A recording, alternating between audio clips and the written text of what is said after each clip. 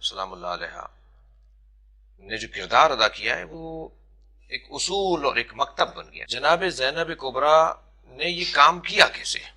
تجزیہ، تحلیل، گفتگو.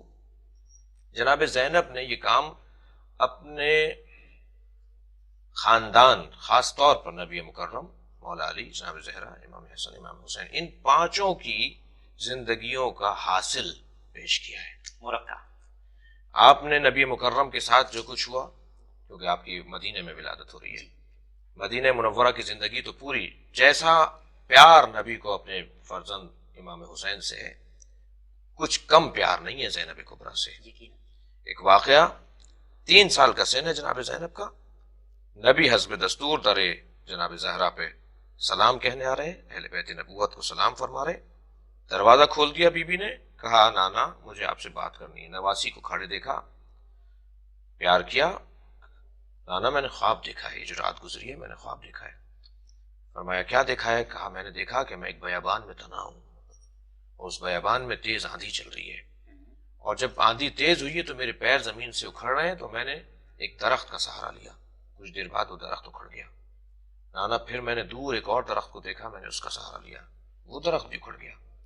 نانا پھر تیسرا درخت میں نے دیکھا اور میں اس کے سہارے سے کھڑی رہی، مگر تیز آندھی نے اس درخت کو بھی اکھاڑ دیا. پھر دور دور تک کوئی سہارا نہیں تھا، کوئی درخت نہیں تھا. نانا یہ خواب اگر مکمل ہو گیا ہوتا تو میں آپ کو زحمت نہ دیتی، مگر نانا میں نے خواب میں دیکھا کہ میرے سر سے چادر اتر گئی. نبی کی آنکھوں میں آنسو تھے، اپنی بچی کو پیار کیا. فرمایا زینب تمہارے 3 سہارے ہیں، تمہارا بابا علی، تمہارا بھائی حسن، تمہارا بھائی حسین. یہ تینوں سہارے تمہارے چھن جائیں گے تو پھر ایک میدان ہوگا جہاں تمہارے سر سے چادر اترے گی. جناب زینب کی تربیت ہو رہی ہے، جیسے جناب عباس کو جناب ام البنین جناب مولا علی بچپن سے سنوار رہے ہیں، بچپن سے آپ کو تربیت دے رہے ہیں، اور اس کیفیت میں آپ کو سجایا کہ کربلا میں پھر جو مولا عباس نے کیا وہ سب کے پیش نظر ہے.